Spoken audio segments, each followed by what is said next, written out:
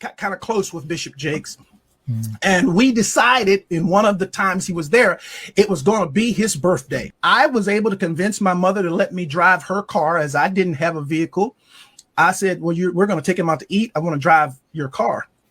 And so we did. We took him out to eat.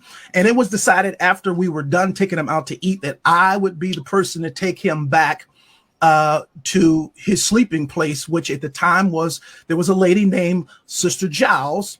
She always wanted to house and take care of him when he came to that church. And so I came in there, drove him to eat, and then took him back to her home. Well, after taking him back to her home, he says, come on in, let's talk. You can't even imagine being 18, 19 years of age. This person is killing it. And they're saying to you, come on in, let's talk. And so I did. I went in. We sat down at a very long dining room table in a room that she had. And for 2 hours, it was unbelievable. Pouring of heart, crying, him talking about my father. We talking about these scenarios. And I inwardly just knew I had finally found someone who could get it. Someone who understood. I'm sitting at this table, and for the first time talking to any man, I got tears coming down my face because somebody gets me. Somebody understood what I was going through. Well, after sitting there and having this long discourse with him, I finally look at my watch and I'm like, oh my goodness, I got to go. I got to get this car back to my mother. She's going to kill me. So I said to Bishop, I got to get up. And I got up from the table. He got up from the table. He walked around toward the way I had to exit quicker than I got over there. And when I started to walk past him, he pulled me to himself, wrapped his arms around me and tried to kiss me. And in that moment, I literally died. I could not. I tell you, to this day, I can't remember how I got out of that place. But I remember driving home with all kinds of crazy thoughts and what in the world am I going to do now? And I finally get home, get in the house, get in the bed. I'm going to try to go to sleep. And I get to sleep and get up in the morning. And in the morning, I step into our bathroom and my home phone rings. My mother answers the phone and she says to me, Wayne, it's Elder Jakes. And I get on that phone.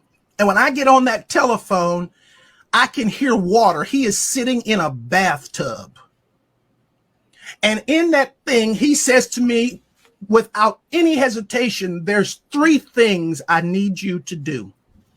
The first one is, when I come to Pittsburgh, you're going to be the only person I sleep with.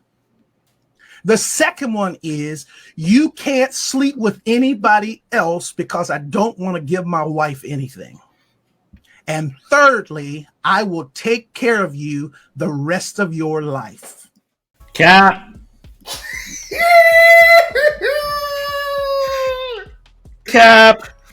Cap or no cap? I call cap. I'm sorry. I call cap. A, why didn't that conversation happen the night before? Hey. B, hey, let's not victim blame here. It's not victim blaming. I want to poke holes in this story. Like, bro, we talk about leveling up. If you have that much to lose, why would you play so haphazardly with your reputation? You, as in the field that you're in as a preacher, reputation is basically everything. Why would you, upon meeting somebody for the first time or second time, take it that far that quickly with that much to lose? That's my question. Because that's what he wants. And I want to know how he got out. He said, I don't remember how I got out. I don't know. I mean, he didn't say. Did y'all make out? Did y'all do a little something? Like, come on, bro. I don't remember how I got out, but I remember the drive home. Maybe he left out. Again, he might be leaving out some of these dirty details for Jake's sake. There's no like leave out. You already dropped the bomb. You already dropped the bomb. So my take from this, and I'm not gonna try to victim blame, and I am going to say that I may be perceived as biased because I followed Jake's ministry since I was 16. I only met him once. He doesn't know me from Adam.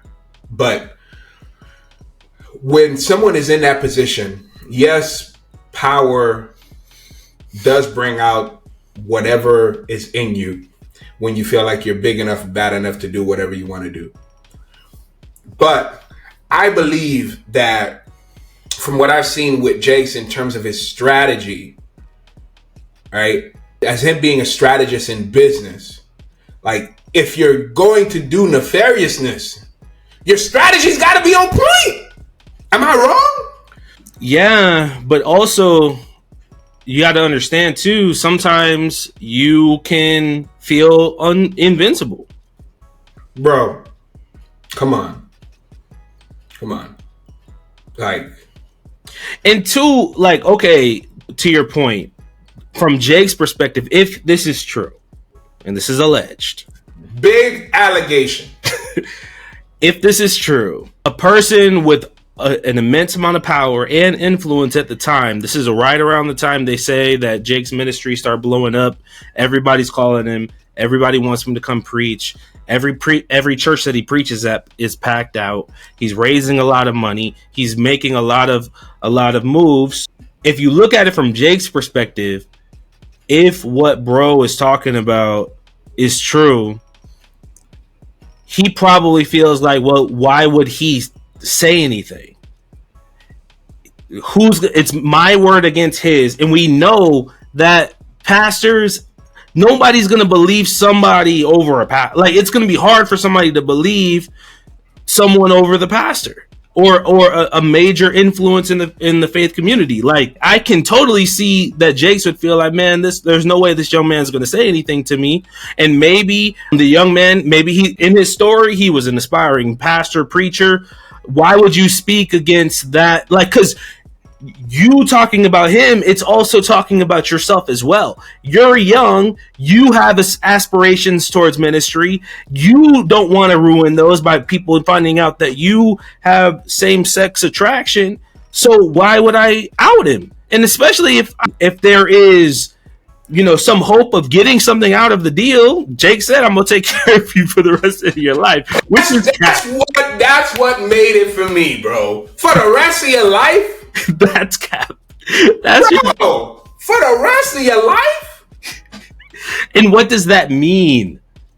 What does that mean? But like, yo, that is wild. For the rest of your life. Not for the rest of my life, but for the rest of your life. That means I'm leaving something for you in the wheel. You missed something in the video though, bro. At the beginning, there was how comments come up on the bottom of the video when it's live? It said this guy, his name I think was Mike Williams or something. He's a pastor. Said, I was there. I seen it. He's telling the truth, basically. So there was another pastor who was around during the time. He was a famous pastor. He was big time, like not like right around the same level of influence as Jake's. And he said he knows he's not lying about the situation. Then where is this Mike Williams? He went live and he was like, listen, I commented because I guess he saw when Larry went live with it, and he said like he has no reason to do that. Like, and it wasn't to jam Jakes or anything like that. No diddy. He said he remembers that happening specifically because I guess it was around the time there might have been a revival or something along those lines. So remembers what? Him being called up to read, or he remembers him with Jakes or something like that. I can't remember exactly, but at least it means he's not making it up, is what I'm saying. Like, it's not like something was just made up. That'd be kind of hard to make up, don't you think? I can't think of, like, for you to make that up, that's wild. Take care of you for the rest of your life, bro. But what does that mean? That's too vague. Of course, that's financial. I need a dollar amount. That's financial, bro. And For I the mean- rest of your life, that means I'm leaving you something in the will, not for the rest of my life. Like, you know what I mean? If I told my wife I'll take care of her for the rest of her life, that means I'm leaving her something. Because I can't control how long my life is going to go. So if her life extends beyond my life, I have to leave something. Don't you think there's a double standard, though? Because if this was a woman coming out with these allegations, it wouldn't be as hard to believe. Bro, because of the culture, bro. The culture of church. Pastor Gray, right? He had some infidelity. You know, he copped to the fact that he had his side chick in the same hotel floor or in the same hotel building as his wife and family. He was going room to room. And that culture, forgivable. He could come back. He could be put back together, redeemed. Jamal Bryant. Yeah. Like, you know what I mean? Knocking him down. But, like, sowing seed throughout all the land. To do this, especially at that time, means that your ministry will be shut down. But if you had that proclivity was kept closer to the vest than ever. Expose that to somebody. But his victim would not want to expose it either, though. For himself. He doesn't want people knowing that he has those tendencies. So why would he say anything? I see your point in that, but it's just, I'm just putting myself in that scenario. When are we gonna? You have too much to lose, bro, to not enter into nefariousness with strategy. Especially when you're strategic in everything else. There was strategy. This was 30 years ago, and it never came out until now. I believe how you do anything is how you do everything. Bro, I think he would have laid out a plan and a strategy that didn't include, hey, I'm calling you the next day on your mama phone telling you how I feel about this, and so. Bro, when I just talked to you last night and I'm going to see you later on in the week. Me and you years ago, or a couple of years ago, when we talked about Jakes, the one thing that we used to say is, man, he's the last clean preacher. Because up until this year, there's never been anything come out about Jakes. Ever. He's never had any scandal. Nothing's ever come out. And then all of a sudden, Cat Williams prophesied it. He said, yo, it's all coming out this year. And bro, I don't know. Yeah.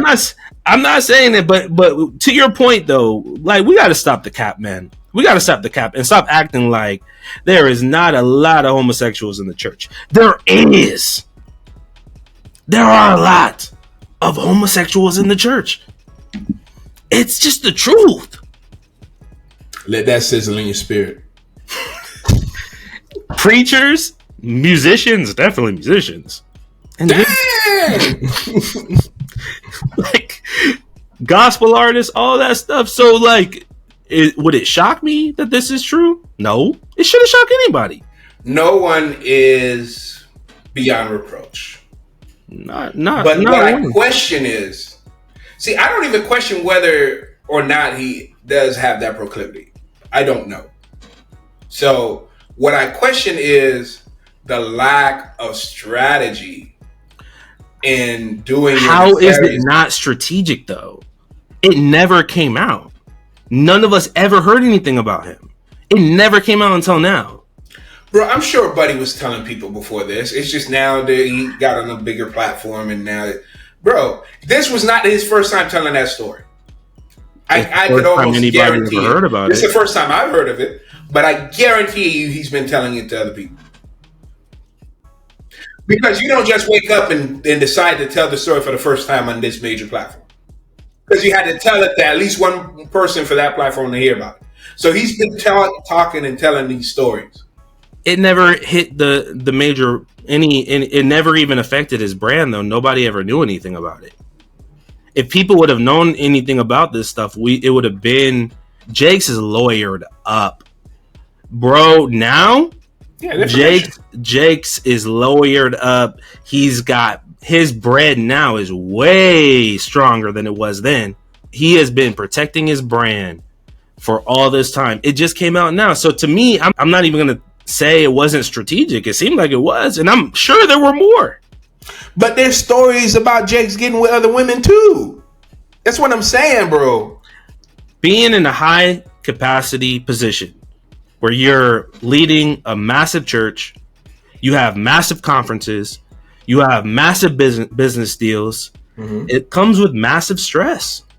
It's in those moments of stress when you find a way to leverage your power. If you have not learned how to control it, your urges, controlling your desires, and really praying, fasting, like really getting your stuff together, going to therapy. You know, back then nobody was going to no therapy.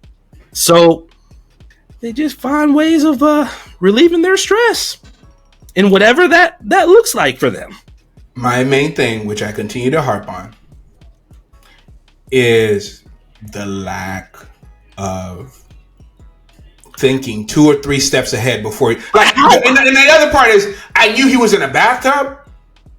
Let's watch this last part though, because this is where it gets real diabolical. I can't to this day remember how I got off that phone, but I do know I made a decision that I wasn't going to the service that night. And eventually I told my mother, I'm not going to go to the service tonight. She says, no. You know, we got a rule in this house. If we go, you go. I never told her what he had done. I went to church, and the most humiliating thing imaginable happened that night at church. Bishop Jakes, getting up to preach, speaks into that microphone. I'm going to ask young minister Youngblood to read for me. And after all of that drama of the last 24 hours, I had to read before he preached.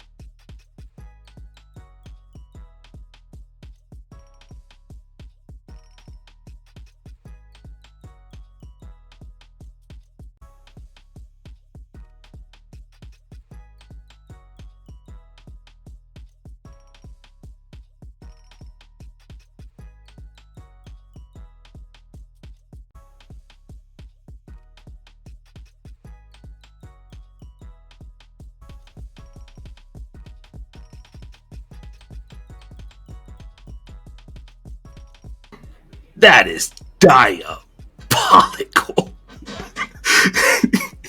Yikes. What? having him read the scripture for you? Bro, that is like evil genius type. It's a different level of diabolical. I'm not even gonna cap. That's crazy. That is crazy. This is only my opinion.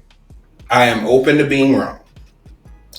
But if I were to do nefariousness with someone, wouldn't I want to distance myself from them publicly? I'm not tracking with you, bro. And see the strategic play in it. Bro, me and your boys, if you said something about me that was untrue, it's more believable because we're close, right? But if someone who's never been seen with me, rarely in the same room with me, doesn't have any public connection to me, says something that is false, that's easy to wash that off, right? So if I am going to do something that I know could kill and destroy my career and my ministry, why would I want to bring those people close? I want to keep them at a distance. If they were to say something, I could easily discredit them because, yo, bro, I ain't never, you know what I mean? So that's why I'm like, for me, for my way of thinking, like, it lacks strategy because there's athletes that it's been rumored that they have people on their roster, right? But they have a great home life. They have a great family life. Nothing ever gets out about them doing X, Y, or Z, right? Or these individuals have people in place around them to buffer. Like, you have to go through A, B, and C before you get to me. And they will vet you before you can enter in to my circle. And you're not even in my circle publicly till you can enter into the roster. By the time you're on the roster, you already have an NDA signed. By the time you're on the roster, we know that, hey, you're not going to have any recording devices. You're putting your phone and everything away. It's going to be an undisclosed location where we meet. Like, they're doing their nefariousness with strategy. I'm saying it to say that people who do this, who are on this level, he wasn't even at that on this level at that time, though. He was preaching. He was on his rise. Right? He was on the rise, but he wasn't. I think this might have been late '80s, early '90s, bro. He's got to have some bread, bro. To say something like "I'm gonna take care of you for the rest of your life."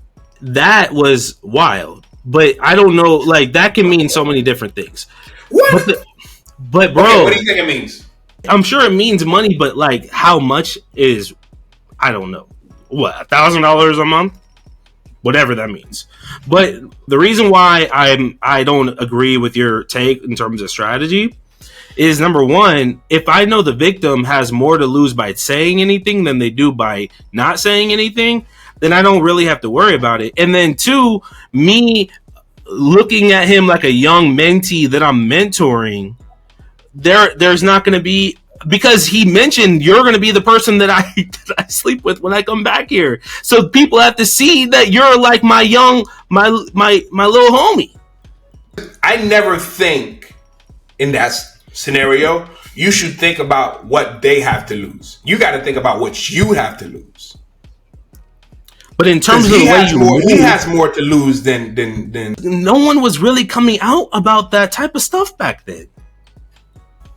Nobody was coming out talking about preachers doing stuff to them. That's a recent phenomenon. Bro, that was in the Catholic Church way back in the early 90s. In the Catholic Church, but not in like mainline churches. That wasn't happening back then. Nobody was saying nothing about the pastor. Come on. This is something This is something that just recently started happening. A lot of pastors are getting outed now. I'm going to say that I'm sorry if that was his experience, but for me, in my opinion, after hearing that and not knowing neither of them, I'm going to say a majority of this is cap. Like, the part about I heard water and he was in a bathtub, Like, why do you need that? That's evil genius type level. Like, moving. I'm in a bathtub and I'm calling you. Like, that's what I'm saying, bro. It sounds like some evil genius type stuff. Having them read the scripture before church. Oh my gosh, that is crazy, bro.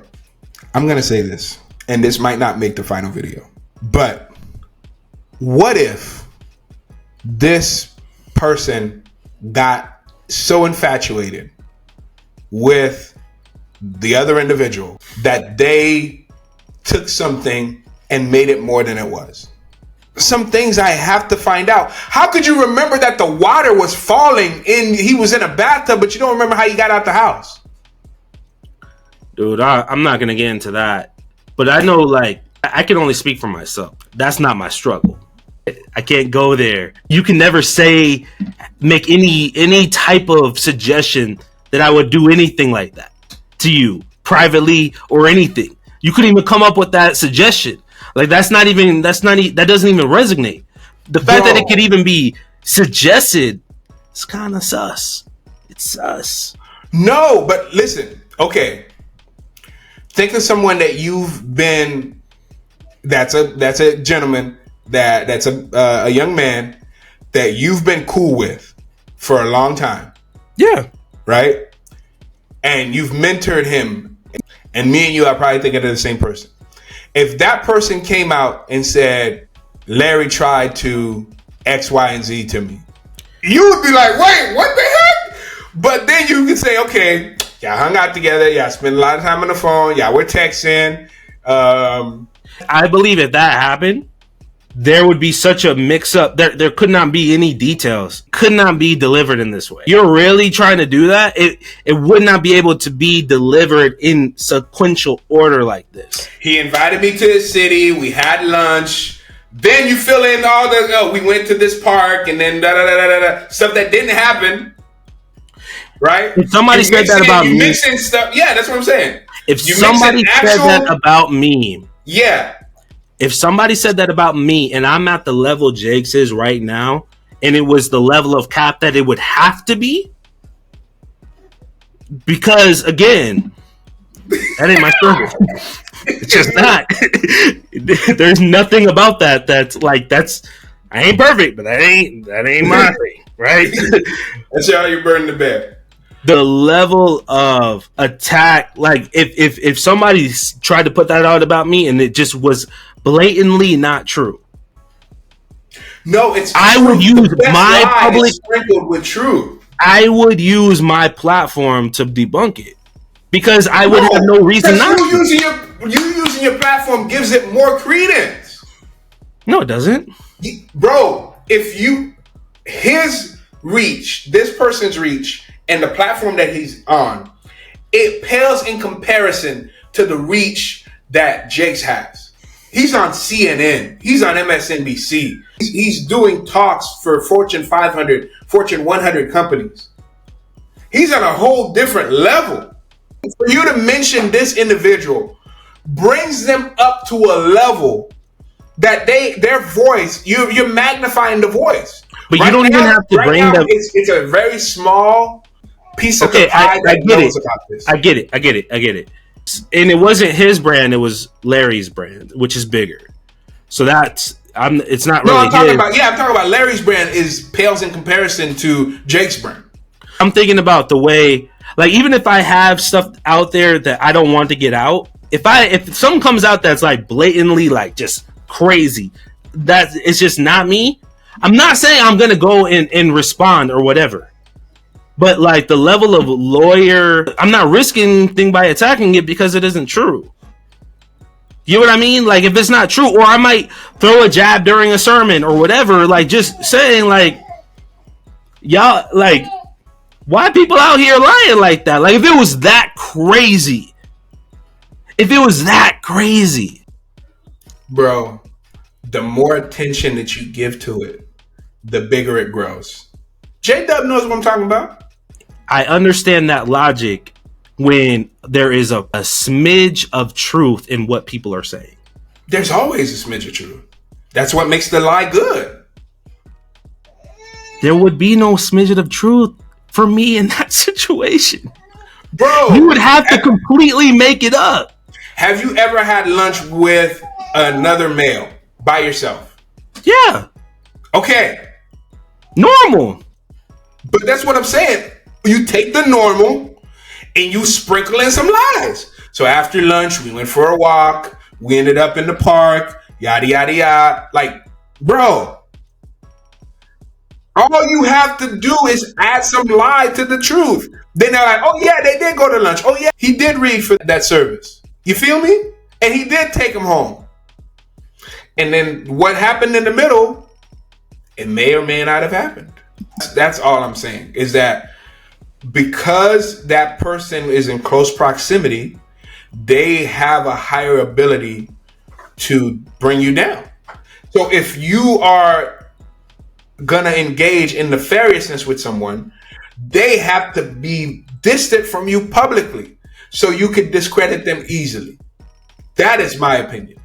Because if they're close to you publicly, then that gives them legitimacy. As you level up, guard all sides, and check on your impulse control. Guard your heart, bro. And if you have those things, talk to somebody, and don't use your power to exploit people. Don't exploit somebody's name to get your name out there if that's the case. There's always these cautionary tales, and again, nothing's proven. Everything's alleged. Yeah. But hopefully, but this is always something that you have to look at as you're trying to be successful in whatever you're trying to do. You got to keep your nose clean, man, because even if it was 30 years ago, 40 years ago, there is a possibility that it will come out, and it's going to come out when you are on top, when you're at the highest level. It's not going to come out. It's not going to come out when you're just grinding your way up. It's going to benefit them to make it come out, and when it's going to be the least convenient for you. That's all I can say. Watch for another video. This was a long one. Like, comment, please. Who do you agree with? I want to hear what the people have to say about this. Definitely. Yes, sir. Until next time. Peace.